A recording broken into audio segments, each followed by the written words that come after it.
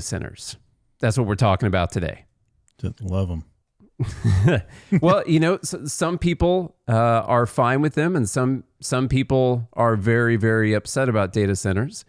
And we're not going to talk about what's in the news specifically today or anything. I just wanted to do a bit of a dive on this, and the reason why I think is because there's a lot of money that companies are looking to invest right now, and we're seeing something that we don't see all that often, which is a lot of people around the country, regardless of their political party that they belong to, are coming together in opposition to a lot of these data centers. So we're seeing a lot of protests. We're seeing people actually go to their town hall meetings or whatever the local meetings are.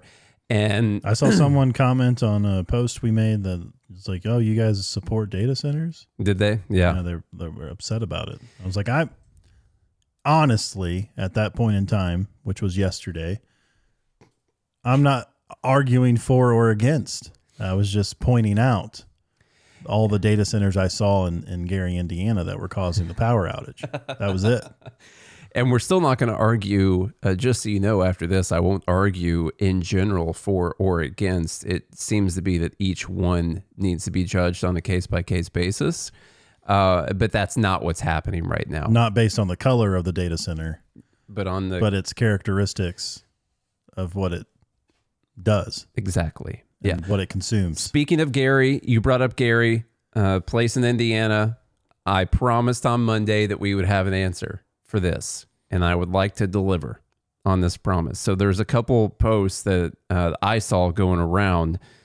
I was like, wow, that's crazy. How about that? Like this one that says Gary, Indiana has been without power for nearly 2 weeks. Gary's population of 68,000 people is 77% black. Gary has 8 data centers straining its power grid. Pay attention. It says 15,000 reposts on X. That's bigger than any post that we've ever had. Just tell you that. All right. I mean, I'd say that we've had, I think the most we've had is 11,000 reposts on something. So like that, this one post right here is bigger than anything we've figured out how to put out on our channel. It's because they mentioned that Gary's population is 77% black. Yes. And they mentioned data centers at the same time. Here's another one similar, says 8 data centers in Gary, Indiana have power while the residents are without power. Interesting. And that one's got a little over 2,000 reposts on X. Hey, at least this guy was like interesting. He didn't say one thing or the other. He just said, I think my response to this was, what's really interesting about this is of those 8 data centers, 0 of them actually exist. That's the most interesting fact I found from this post. All right. Now you can go to, there's websites that track this stuff. And we talked about this on Monday. Where it does show these 8 data centers in Hobart, Indiana, which is close by. Close. It actually is. It's like 2 miles to the city line for Gary. So It's fairly close. Now, in a densely populated area, 2 miles is a lifetime sometimes. So, but anyway, it's like 2 miles. Try walking it. Yeah, it's like 2 miles away. Okay, sometimes you can walk it faster than you can drive it, depending on what time of day it is. None in Gary. None that I could find through searches. None that either Chat, GPT, or Grok could find through searches that actually exist in Gary. Just these 8 over here in Hobart. Now, what I found the most interesting about the ones in Hobart is that they also don't exist. This is not true. Yeah. So of these 8... I see your notes there. Yeah. So I have over here on my notes, of these 8... there's only one that's moved from a proposal to development. Yes. And development doesn't even mean that they're in like heavy construction for it. They broke ground. It means that maybe they broke ground. Maybe they're still drawing up the blueprints and stuff like that. Okay. 6 of the others are proposed data center buildings. And then the 7th would be the one that's in development. The 8th is actually just like a listing of the entire campus altogether, which is the other buildings that we just talked about. It's not even it's not a separate data center. It's just a different, sometimes you get like, you search Walgreens and you get a phone number for the pharmacy that shows up on maps, and the phone number for like photos or something shows up, or the same thing with Walmart. It doesn't mean there's 2 Walmarts right there. You know, there's just a conglomerate. There's like, these are different places, and this site and other people have decided that means it's another separate building. It's not. It's like the main office for the campus that's been proposed. Just so y'all know. Okay, just want to get that out there. We don't even know if electricity has been ran to these data centers yet. No, I don't think it would have been. They're literally still just proposals. So one's under development. And maybe they've got power at the road. This is like a really good example of what's happening right now, because if you just mention data centers and something bad happening, it does really well. Now, if you want to throw in the extra kicker of there's black people being victimized, hey, double points to you for your repost on X. But just like this lore and this mythology, like around data centers, is very, very heavy online, and it's very, very popular, and it's very unpopular to come out like in defense of a data center, even if your defense is that the data center doesn't exist. You had this post, which was funny, went over people's heads, of course, but you said horrific. Look at all these data centers causing power outages in Gary, and it's pictures of trees that are down. So we did they look like Monday. Trees, but yeah, they're actually data centers. Further investigation, these are like, like the walking sticks. Yeah, they look like it looks like a stick, but it'll walk, and it's a living organism. Yeah. Yeah. You're talking about those little stick bug things. Yeah. Okay. Like a walking stick. We saw one the other day at church. I don't call them walking sticks because like my grandma used a walking stick, like I think of that's like a stick that you use when you're walking. Well, I don't You're talking about the bug that looks like a stick. Yes. Okay. It looks like a twig. Yeah. But it moves. Yep. It's actually a living. Okay. Anyway, turns out that's what these are. It looks like a tree, but that's a hidden data center. Now, I noticed something in these pictures, apart from our jokes about these being data centers. Just a second on the power for Gary, Indiana. It seems to be a lot of mismanagementism that has happened from their local power providers. I noticed something about the trees, and it reminded me of Nashville, and we just had this big ice storm, right? And the pictures you see, they're really big, old trees, okay? And a situation like that can actually be much harder to solve. It's a lot more stuff to remove. You got these big trees. They've gone up. They're above the power line, stuff like that. They're right next to them. They're right next to them. Some of these, good Lord, you go on these roads and the tree, it's almost like the tree cuts into the road a little bit. Like, it's crazy. The tree, they're like, oh, we got to leave it. It's been there for a long time. So anyhow, really big old trees. And it reminded me of Nashville losing power after the ice storm. Now, some residents in Nashville were out of power for like 2 weeks.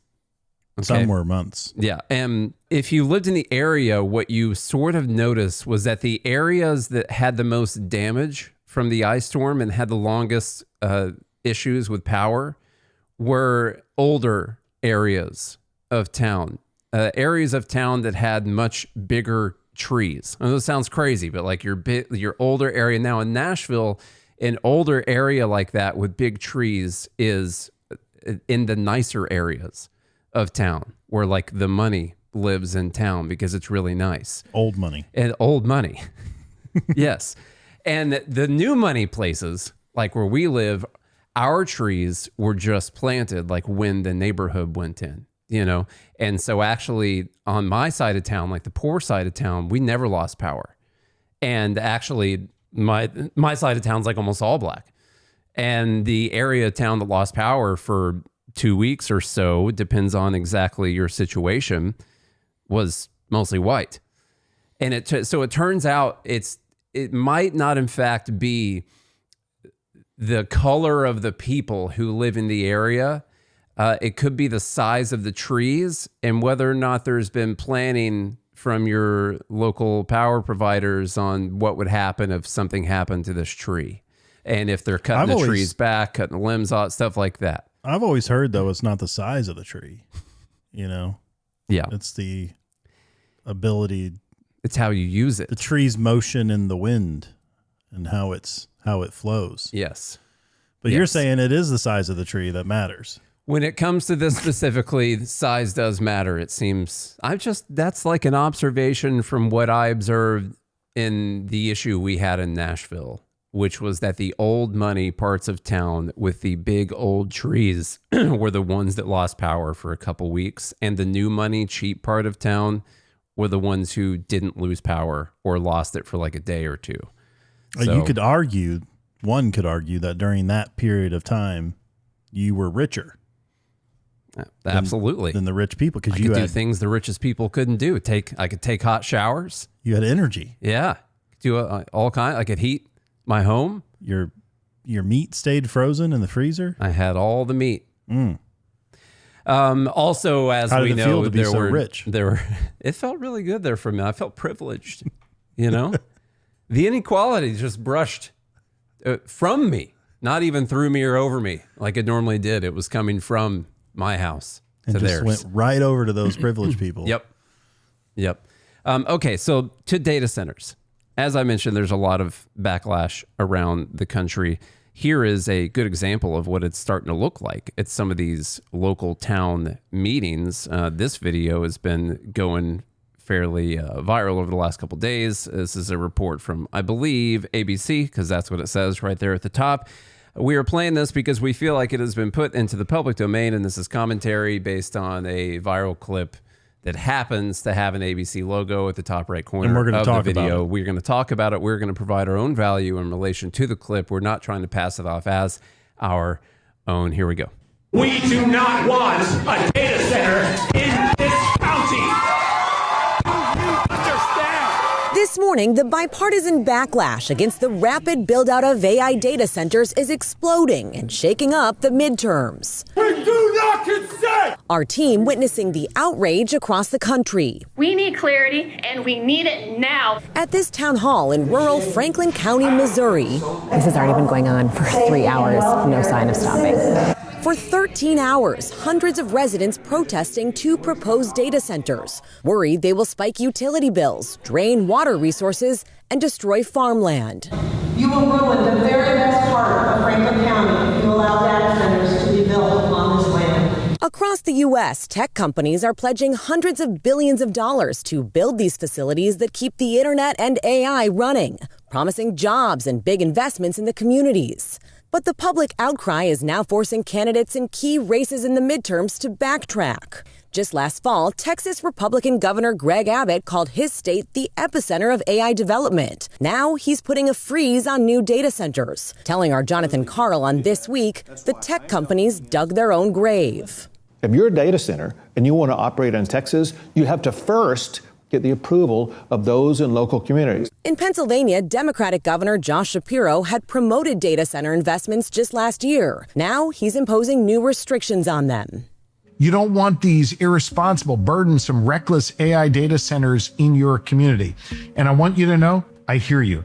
A new memo from the National Republican Senatorial Committee warned that data centers could cost the party a key Senate seat in Ohio. 15 states have now proposed temporary bans on new data center construction.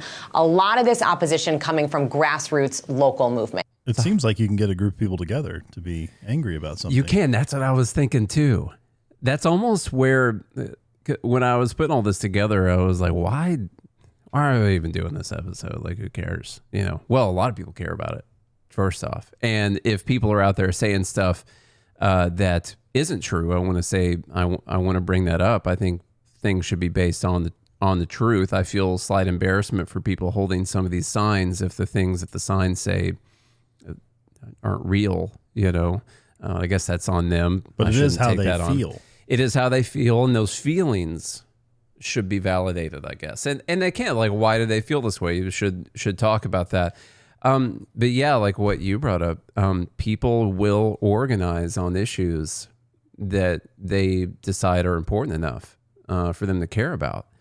And maybe we should try and figure out how that happened. Unfortunately, what we're going to talk about here in a minute is that a lot of it happened by people being presented with a lot of misinformation and a lot of it going viral online. But I'm like, how can you turn that into, say, people doing this to organize against the government doing things, to try and get them to spend less money and take less of your money at the same time. Like that would be a great thing to do. And it turns out what really organizes people is fear. It's really what it is. I would like for that fear to be based on something real, which is something we could do if we were trying to organize people to protest against government. But fear about things that aren't real works just as well. Sometimes easier because you can make bigger claims about stuff. You're saying we could learn a thing or two because we've seen a thing or two now. We could. Yeah, we absolutely could. I've got this. Let me see. I've got a clip from JD Vance. He's talking about data centers. I'm going to get a couple of these out of the way just so we've played them. First of all, they're big facilities. You create a lot of construction jobs.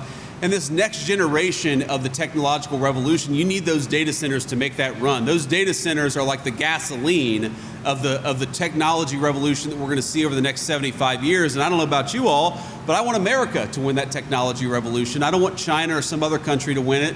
And so that's why we got to have these things. Can I point out, I think they made a bad PR error here. He's up there talking about data centers, hot button issue, people upset about it. One of the things people are upset about with data centers is that the AI is going to come in and robots and AI and all that are going to automate away people's jobs. And we're going to have massive job loss. Typically, when a politician is speaking to people, they like to line up the stage behind them with a bunch of their supporters so they can clap or hold signs or do whatever and just show that they've got a lot of people behind them. Diverse group of people. Yes, of course. And in this case, when talking about the beauties of data centers, he's got robots lined up behind him. He has his supporters. He has machines that have, in fact, replaced many people in the workforce lined up behind him for this clip. And I just think that overall is a bad look. Could you imagine if those started clapping their little... Just saying. Yeah. All right, here we go. Now, here's the downside.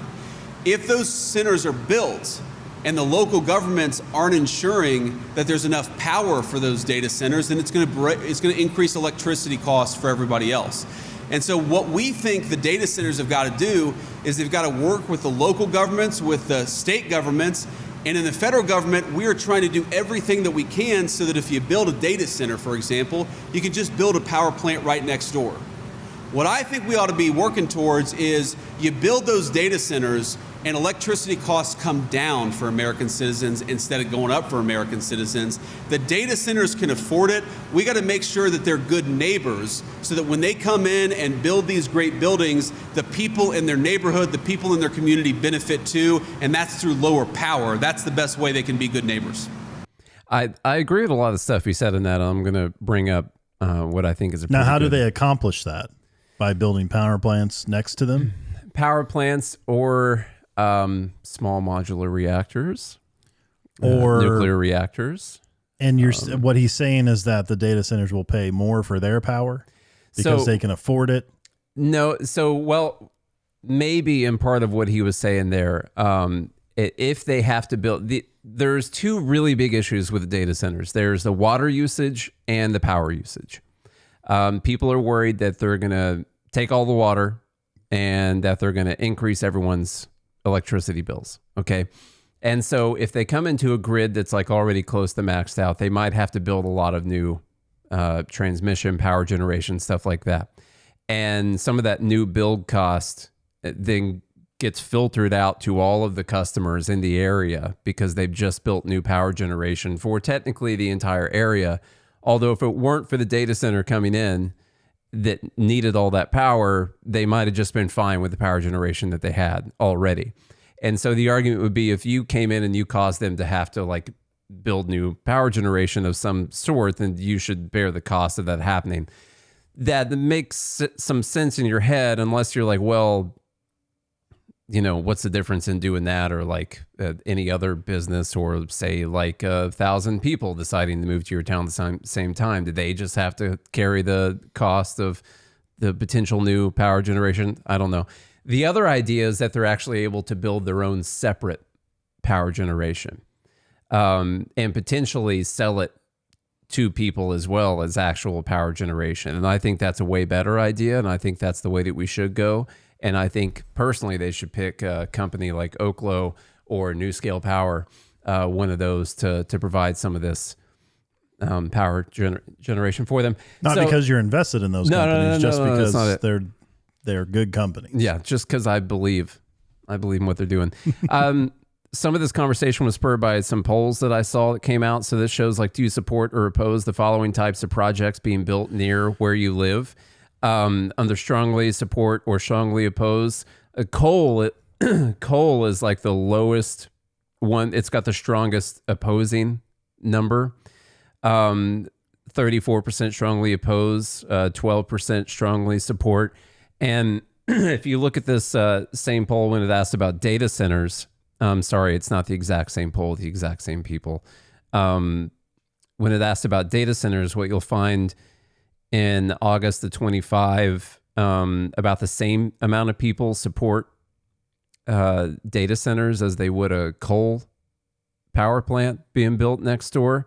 And now that's decreased to like 4% strongly support a data center, when we had 13% for a coal power plant.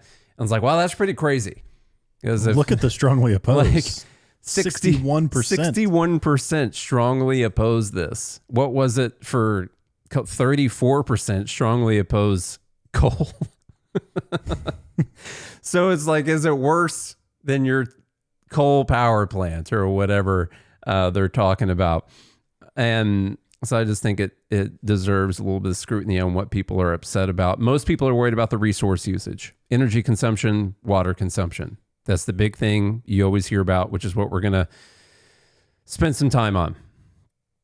And a lot of this comes from news stories that people have seen. And they're the actual things that have happened. I'll bring up a couple of them. But we see a lot of news stories like this that says AI data centers in Texas use 463 million gallons of water. Residents told to take shorter showers.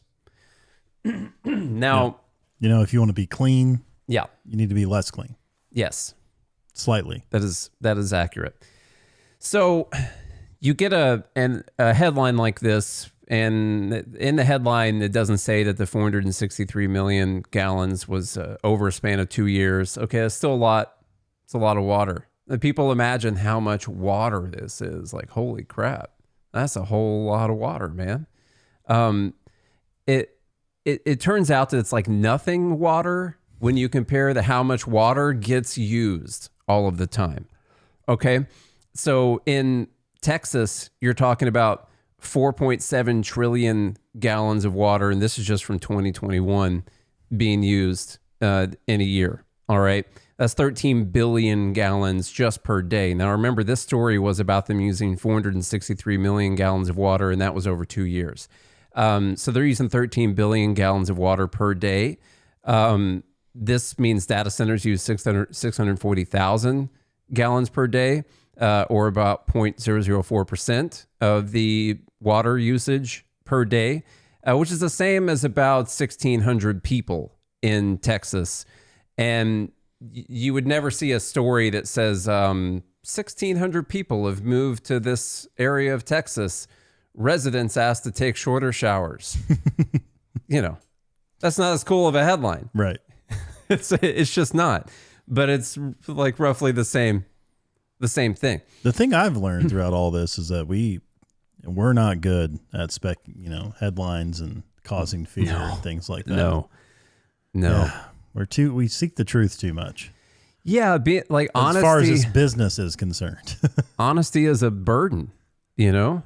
Like even right now, I could leave it, the point that we just made, I could leave it right at that, and it would, make my point stronger than when I add in that, well, it does matter, taking the entire state into account. It's a big state.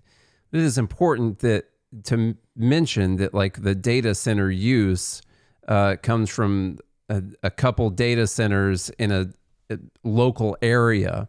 And what you want to really look at is like the water usage in the local area, what it uses for its supply. And that's why we started this show with, this is a case by case basis kind of thing.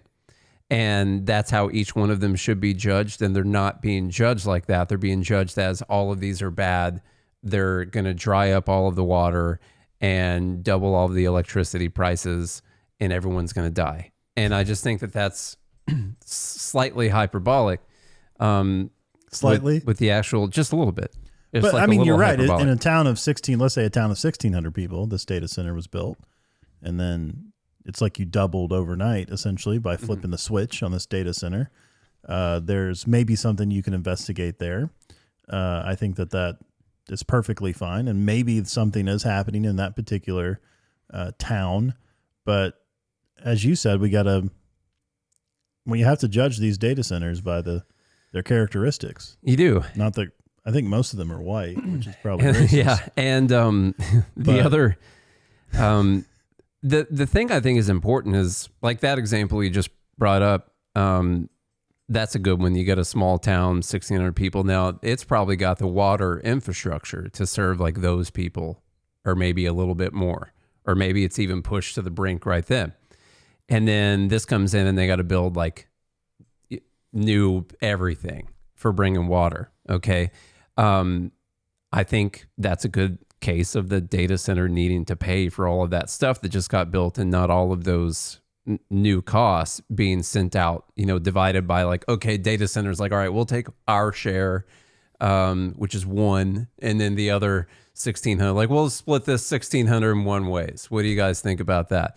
I don't think that that's fair, which is that's a word that we rarely use on this show. Maybe we but it should doesn't sound put fair. all of these data centers in Flint, Michigan, and then that way we can poison the data centers, and over time they would just kill themselves. I thought you were going to go with a great free market. I thought you were going to go to great free market argument right there, which is that you put them all in Flint, Michigan. They decide that they're going to build all new transmission lines, water pipes, all this because they need nice, clean water so they don't mess up their GPUs or whatever it is they're cooling down. And then everyone else gets the benefit from that at the same time. That is actually something to be pretty cool, and that has happened in a couple cases as well, where Google has come in and paid for these upgrades to infrastructure, or most of the upgrades for the infrastructure. Here's another article from the New York Times that says their water taps ran dry when Meta built next door. Now, this is about data centers. It says, in the race to develop artificial intelligence, tech giants are building data centers that guzzle up water. That has led to problems for people who live nearby. Now, you might take from this headline that they built a data center and it ended up using up a bunch of water, and now their taps have run dry and they're out of water in the area. And if that's what you decided this meant, then you would be incorrect about the situation. That did actually happen. So it says Jeff Morris, 67, eventually traced the issues to buildup of sediment in the water. He said he suspected the cause was Meta's construction, which could have added sediment to the groundwater and affected their well. So the actual situation that happened in this case was that construction added sediment to groundwater and affected some people's wells. Not that like the area ran out of water, but that the sediment added to the water ended up affecting people's wells. At the time that this story is going viral, at the time that this happened, the data center was not up and running. It was in the process of being built, meaning this has nothing to do with the water usage of the data center for cooling at all. It was actually just what happened in this area when someone built a big building. Now, you put the word data center on there and everything's really bad, but the actual story is construction happened on a large building in this area, and it put sediment in the groundwater and messed up people's wells. Nothing to do with the actual usage of the water at all. This brings us to an important point, Charlie. Very important for everyone to understand. There are different uses of water. So you don't say. Yeah, there's different ways you can use it. Now, if you're talking about like a water supply, if we've got like a pond right here or a lake or whatever, and I get a solo cup, scoop some water out, and I hold it right here. You don't want to drink that. And then I throw it back into the lake without the solo cup, just the water. Okay. How much water would you say I used from the lake? There's probably some molecules left over in your cup, so I would have to, do the math on that. But I'm really glad you actually, you caught that. There is a little bit left on the cup. A couple microliters, maybe. Now, let's let's forget about that part of the cup for a second. Now, I would say that I didn't really use anything from the lake. I took it and I put it back. Okay. Now, if I sat there all day and I scooped 1,000 cups and threw them back into the lake all day, that's all I did. People who are upset about data centers would say that I used 1,000 cups of water from that lake. When in fact the lake is still sitting there, it's water, and I just put it back afterwards. Okay. So when you forgot to heat it up. Yeah. Okay. I heat it up a little bit. I'm going to do some stuff to try and get it to cool down and all that. So there's consumptive use, which is where you take the water from a source and you don't put it back to that source. All right. Irrigation is a good example of this. Irrigation for crops. Golf courses are a great example of this. My God. Rich people in their golf courses. There's partial consumptive use. Now, a good example is our solo cup thing where I threw the cup back, but yes, there was in fact some drops left around in that cup that did not go back. And so I put most of it back, but some of it was, let's say, burned off in the process. Okay. Non-consumptive use, that could just be, like a electric power generation is a good example. Swimming. That kind of thing. Things like that. And so what's really important what about this... What happens, though, if you go swimming in a lake and you pee in the lake? I think you're adding two. You actually add two. You go there with... Now you're actually transferring because the liquids in your body were actually a partial consumptive use, or partial consumptive use from elsewhere. Yeah. That you've now redistributed that wealth into the lake and actually added to it. I just think these are the questions you got to ask. And each one of these are important. Each one of these things matter. Say on a hot summer day, you throw back an ice cold Coca-Cola that was bottled in Atlanta, Georgia, made its way up to Nashville. You went over to Center Hill Lake, and you got some ice too, that was created locally down there on the marina. So you get that ice and Coca-Cola, you kick that thing back, you go swimming, a couple hours later, you got to let it go, man. Ooh-wee. Man, let me tell you what. And no better place. I think we should take that into account. We should. And we cannot give you guys final answer on data centers until we take all of that deposited. Yeah.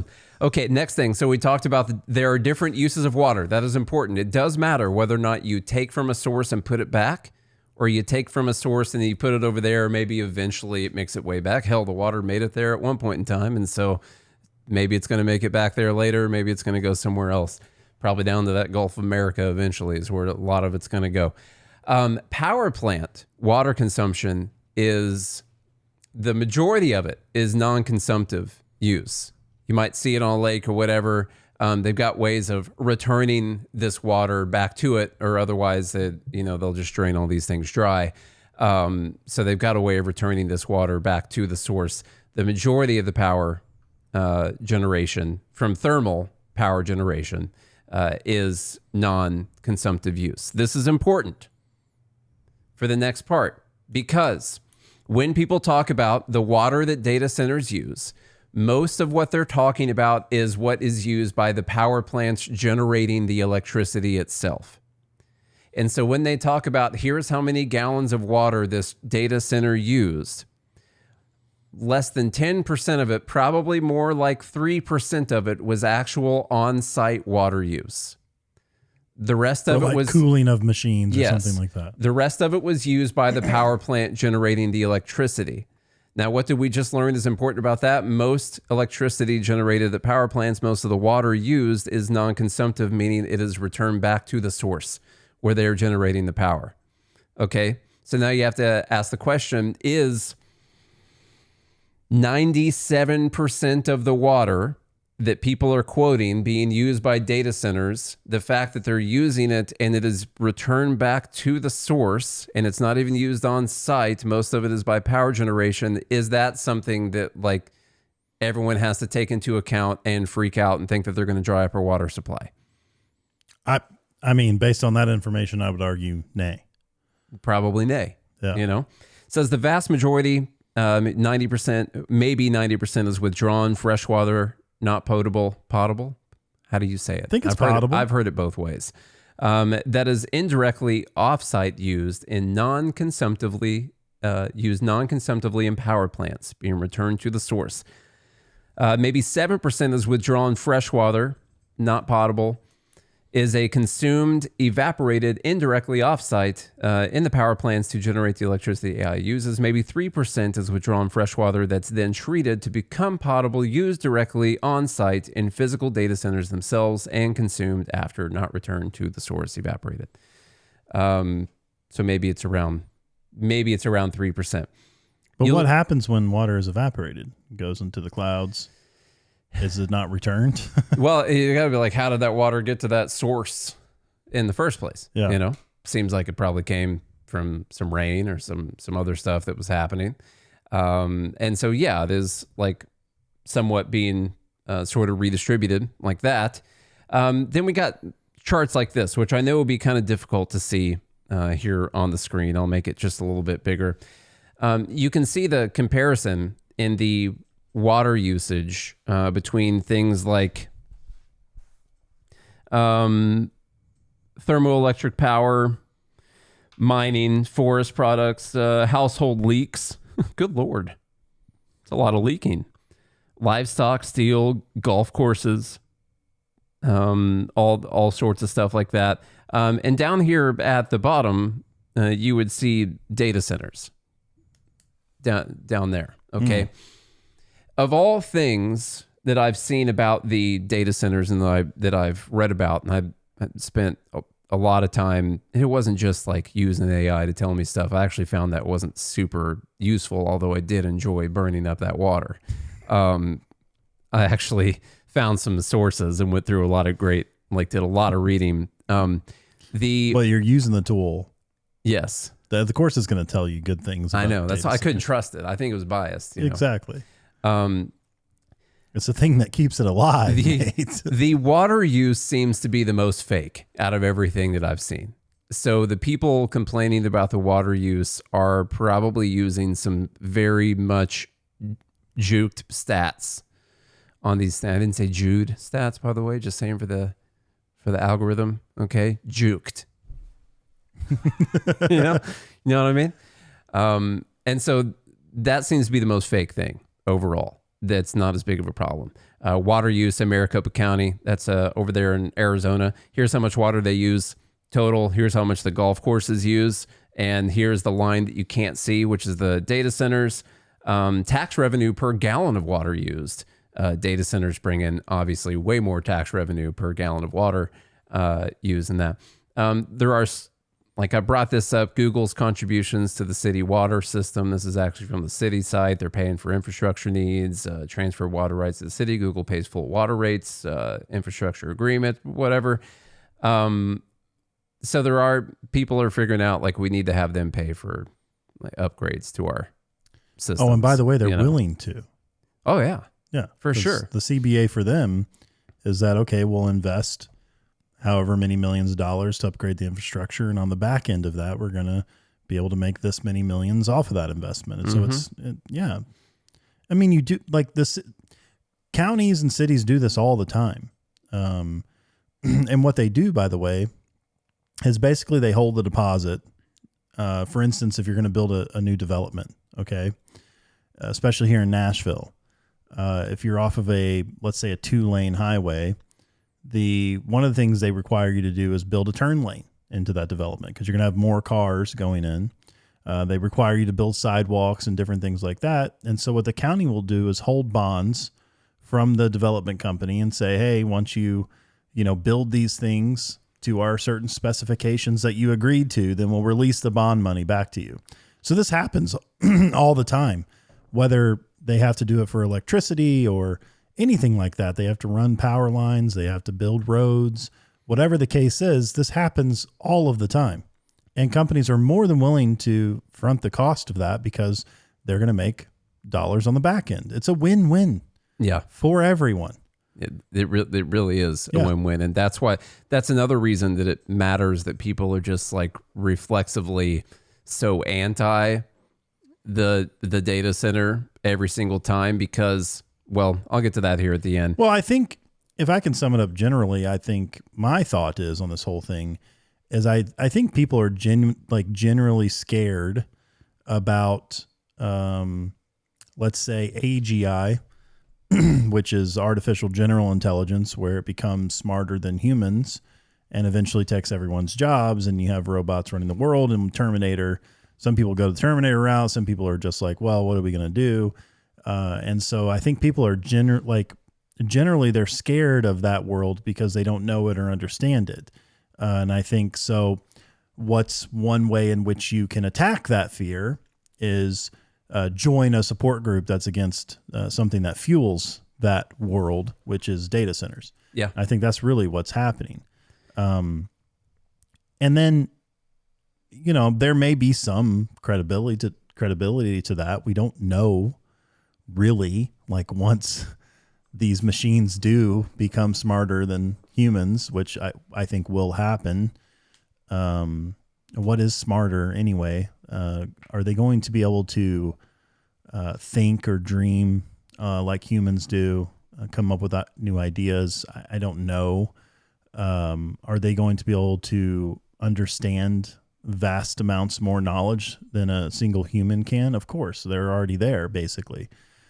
So it's going to be an interesting 75 years. It is. We're going to take that from J.D. Vance. I'm naturally an optimistic person. I'm not a doom and gloom type of person. I've seen throughout, I have but one lamp which guides my feet, and that is the lamp of history. And anytime we have made technological advances, industrial advances, or whatever, we've seen a movement of jobs, job security, different things that humans have done in the past have shifted to another industry because the gains that we've made from that new industry have rendered the old industries obsolete. So we talk about this all the time in libertarian spaces about lamplighters and poop scoopers and whatever, carriages. You don't see new carriages coming out. Have you seen the 2027 carriage lineup? Yeah, it's got the kill switch on there they mandated. There are people that still make carriages, but it's not like you don't see the new lineups like you do for cars. Well, it's because they had to put backup cameras on them and just all kinds of stuff. They've gotten really expensive, those carriages. Very like the environmental regulations on them. And the camera's terrible. Mainly and the camera has AI because as soon as the horse droppings, the AI spots it, sends it to flock, and then the cops will pull your horse carriage over. So people aren't really buying the horse carriages these days. Okay, anyway, next, that's my point. Next section, that's the water section. Now electricity. 2 minutes. Yeah. Next section, now we'll talk about the electricity. So there are people, these crazies out there, who have said that actually data centers are stopping the rise of electricity prices. Now, these are obviously just crazy Republicans that have been bought and paid for by corporations that want them. The truth of the matter is there is some evidence behind this. It does not mean that it's always going to be the case, but there actually is some evidence that they have in fact held down electricity prices for people, or when taking inflation to account, they've actually lowered them. And that's pretty interesting, even though More Perfect Union says one of the most blatant lies we've ever heard, data centers are pushing energy prices up. That is not a matter of debate. It's a fact. And in fact, it is a matter of debate because it's not a fact. In fact, it's not a, you get the thing. In fact, Yeah. it's not a fact. This is from the Washington Post, but from October 2025. They said there's a reason electricity prices have been rising, and it's not data centers. They say a new study from researchers at Lawrence Berkeley National Laboratory and the consulting group Brattle suggests that counterintuitively, more electricity demand can actually lower prices. Between 2019 and 2024, researchers calculated states with spikes in electricity demand saw lower prices overall. Instead, they found that the biggest factors behind rising rates were the cost of poles, wires, and other electrical equipment, as well as the cost of safeguarding that infrastructure against future disasters. And that's where the rise has been. So how can it possibly be like, you've got more demand and you got your supply and you got more demand and the price goes up, Well, the price per kilowatt goes down probably. There you go. See, just quick right there. Yeah.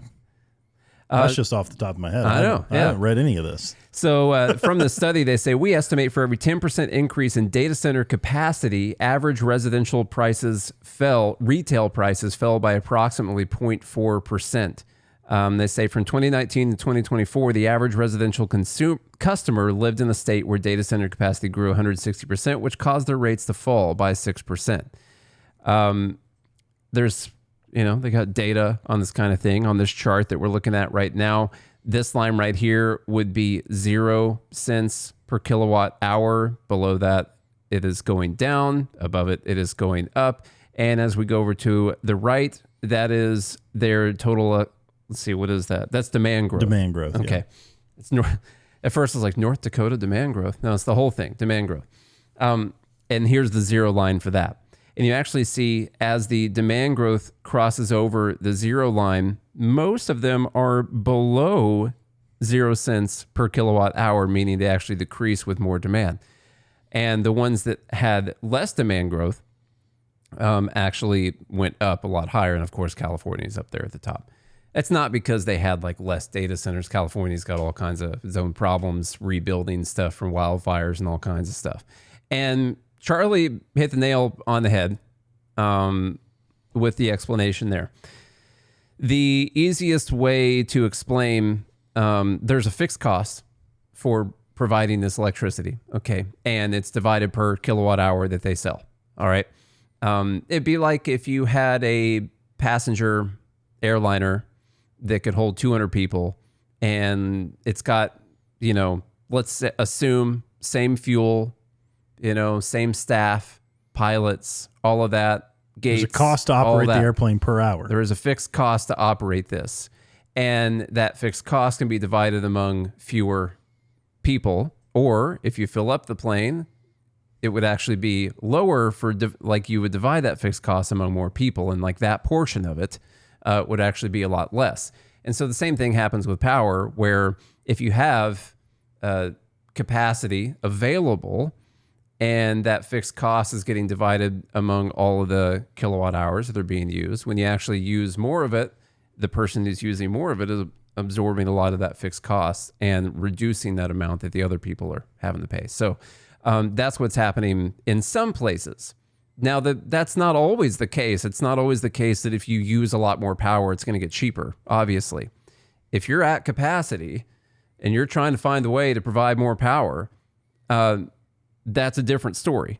Well, because you're going to increase infrastructure costs, yes, and you have to invest to produce the additional power. Or if you're close to capacity and you need to, say, ration that with price to try and keep the usage down, then it doesn't. One thing is it doesn't work as well, like because the data center is like, whatever, I'll just pay it, But if you're trying to ration with price, like per kilowatt hour, like all the residential people, they're going to have a harder time paying that price rationing. The data center's like, whatever, just give it to me. Just give me the power. That's what I want. Well, then the problem, the candle market gets more expensive. That's a big problem. Shut off their lights. Yeah. Yeah. And according to Cat Williams, smoke a little weed, then you cut the lights off. You don't even have to pay your light bill. That's true. You've been wanting to burn them candles anyway. So it all works together. That's what I'm trying to say. Yes, exactly. You do the math. Yeah, that's how easy the math is. All right. So you can look at how much tax revenue these have brought in as well, and in the areas where they're getting these data centers, and see that obviously they brought in a lot of revenue. Now, it's not exactly from tons of long-term jobs, because I think it's like 50 people to operate a data center. It's mostly machines in there. Yeah. It's a lot of machines. Yeah. You have a lot of people working in construction to build the thing. And like, that's good for these people temporarily. And they're paying high rates to get these things built Quickly. very quickly.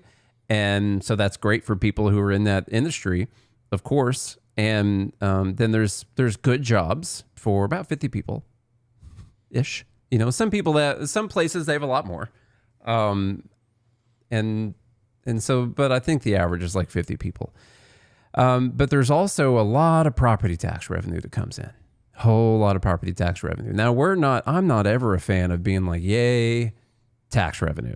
Look at that. That's awesome. Because if given our choice, neither one of us would ever choose to forcefully take something from other people that belongs to them, simply because we've just arbitrarily decided we've got the authority to do that. Like, that's, yeah, like you bought some dirt, but then you have to rent it from the government. You have to continue renting it forever. But regardless, the fact is, Virginia raking in a lot of property tax revenue from these things. Northern Virginia local revenue supported by data centers just in 2024. That's, let's see, 1.3 billion. That's quite a lot. Yeah, that's quite a lot.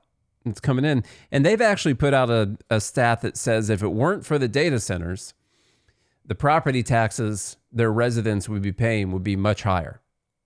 Now, that's a difficult one for us to go through, because we're like, well, actually, if it weren't for the data centers, you guys should just cut out a bunch of the stuff that you're doing. Okay. Stop spending money. But what now they're like, well, can we rally around that? Because, can we get a guy up at the podium who's angry about no more spending? Yeah, that'd be great. Government spending. That'd be really great. That's what's actually going to kill you. You see, your local government's got fixed costs too, and you're going to divide that out among all the people who live there. And in fact, if you've got one person bringing in a ton of money, then it's going to lower what you got to charge the other people. Okay, that's one thing. Where your budget's grown and you've been able to get a lot of that extra money from the data centers that are there. And if they were gone, you'd have to go get that money from the other people. Unlike Nashville, who just rose your property taxes by 40% last year or something like that. So, yeah, it's bad. Should have put in a data center. It's bad. Yeah, we need some data centers. That's what we need. That's what would actually help. They keep trying to go to me to get the money. And in fact, that's one of the points I have here in one of the later slides. So that's one thing. Economic development, we know that. That's all good. You got that huge lake behind your house. Just fill that in and build a big data center across the lake. That's fine. The thing that we obviously would be against would be actual subsidies. Any kind of preferential treatment for a data center, say, over another business, where you make it harder for other businesses than it would be for this one. I don't want the government picking winners and losers. Nothing like that. I don't want them giving them like exemptions, say on environmental rules or whatever that other people have to deal with, or giving them immunity on pollution, stuff like that. I would like them to just be treated as all the other businesses are treated. Okay. That hasn't exactly been the case. And I think that that's something that would make people feel like it was a lot more fair. Like that would address a lot of people's concerns. The big thing with the power is that I do think it would be great to do this whole, what do they call it? They call it, let me get to the name, consumer regulated electricity. Now in this case, the consumer is the data center. Okay, it's a business. And the idea here is that you would be able to contract with a private company to build your own power generation. Okay, now, and this would be separate from everyone else. So when you're using your electricity, you're not affecting the other people at all. Just completely cut off. It's like off grid. Yeah, it's like you got your own like off grid thing. inevitably what would happen is they probably find like the most efficient and cheapest way to possibly generate the most amount of power that you possibly could. And they would end up selling that to the other people in the area if the government would allow it. If they would allow their local monopoly they've created to have any competition, then they might do that. And that could lower the power bill for everyone. And it could actually lower their bill. Imagine if you had all these little micro nuclear reactors next to all these data centers. Mm-hmm. And then they had the capability. They produce so much power. They're like, hey, we could sell this to our neighbors down the street for 1/10 of the cost of what they're currently paying. Yeah. Your actual barrier to that would be your local government monopoly. The co-ops. Yes. Like they would be very upset about that.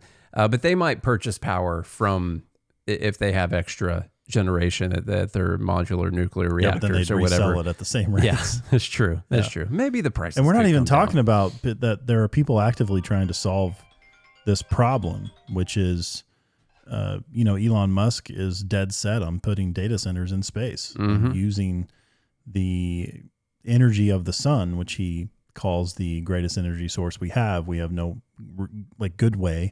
real efficient way yet of harnessing that energy, but he and his team, SpaceX, may have come up with a way to actually harness that energy by putting satellites in low Earth orbit that don't have to deal with, they can be in the sun at all times and convert that energy directly and send that energy basically back to Earth via wavelengths and things like that. And I'm not saying like you can power a car or something off of that, but it's going to be data that's sent back over these waves, and you don't have to deal with batteries. You don't have to deal with clouds. You don't have to deal with any of that because you can keep these solar panels in direct sunlight all the time.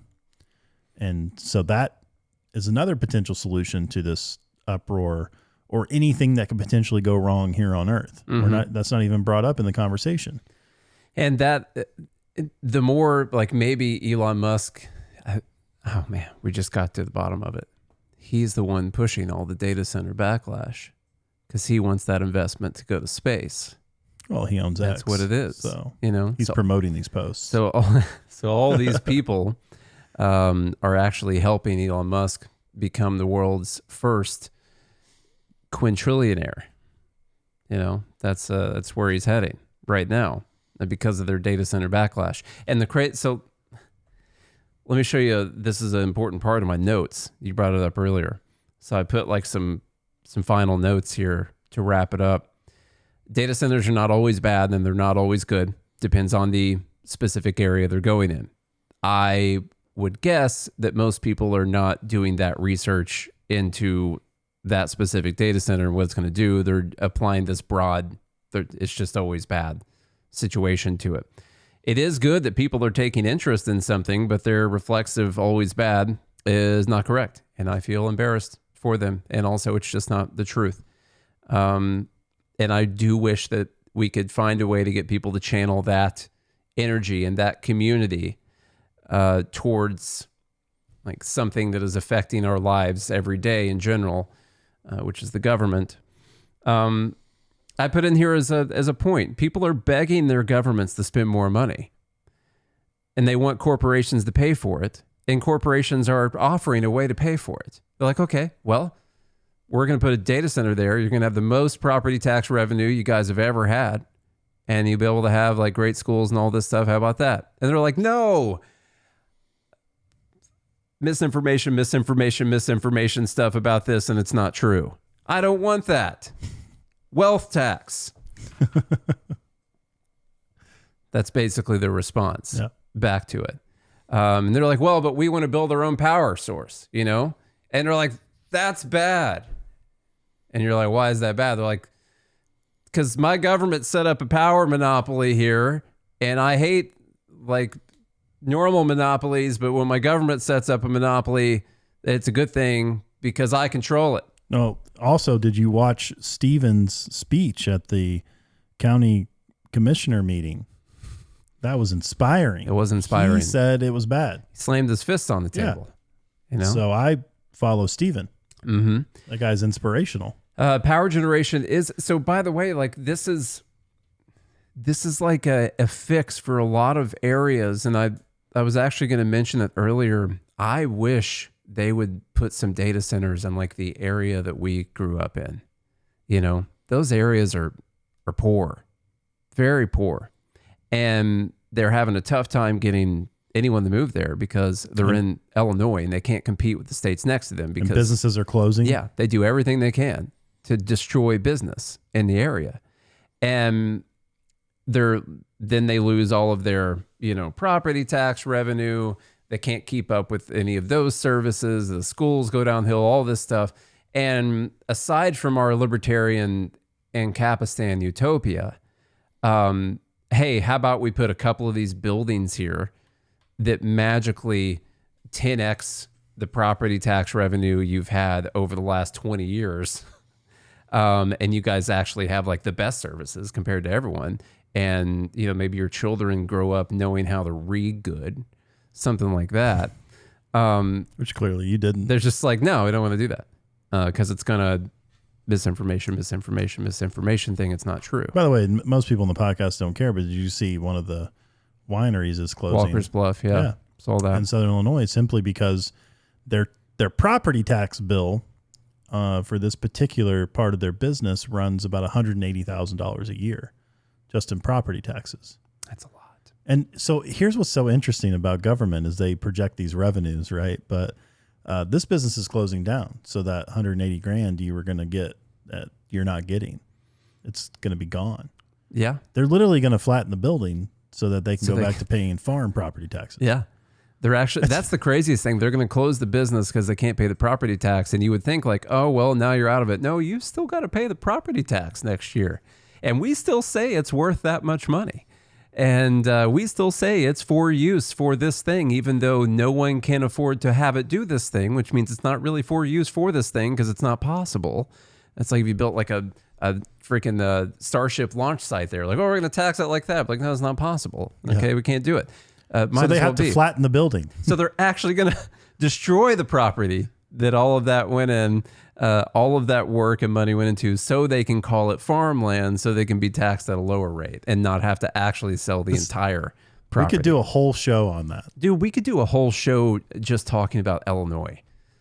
I mean, I don't mean a whole episode. I mean a whole show. Just a new podcast. Yeah. Good Morning, Illinois. Okay, the last few points on here. Power generation is an issue, and we should fix that. By the way, the more people freak out about the almost non-existent water use issue, the more power generation becomes an issue, because the more efficient water use operations use more power to make that happen. The ones that are like a little less efficient with their water use use a lot less power.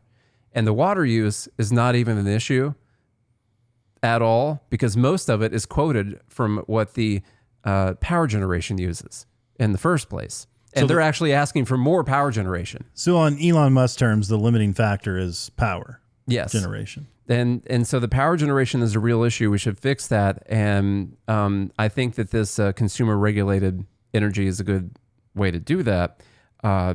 Yes, allow them to build their own power generation and enter into private contracts with people to generate that power. I think that would be a great idea.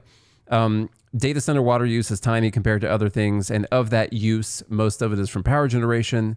And of that use, most of it is non-consumptive, meaning it's returned to the source. So don't talk about the water thing anymore. Okay. Yeah. Just stop. Yeah. That's Point made. My final answer on that one. Are you more for or against data centers after this episode? My position still stands. I'm not for or against them. I think that the free market can figure it out.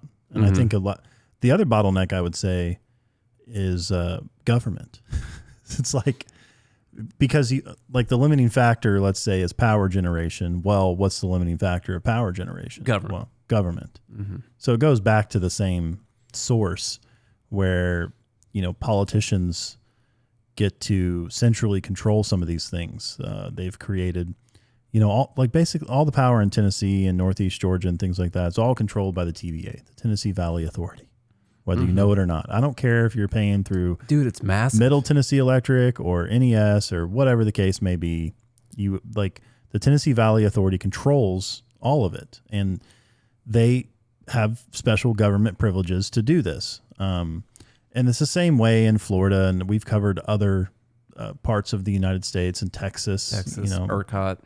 They have their own grid and things like that. But that really is a limiting factor. We don't have a free market in power generation. And, by the way, it's not like that's the easiest problem to solve, because it's not like, oh, here's this company's power lines, and then here's this company's power lines, and here's this one. Like there is, in this kind of situation, going to have to be a little bit of like shared resource, I think, in the transmission lines, or it's just going to be absolute chaos. But companies would be more than willing to make deals. Yeah, but even then, they were allowed to. They even make that harder and more expensive than it should be. So I'm always for the free market.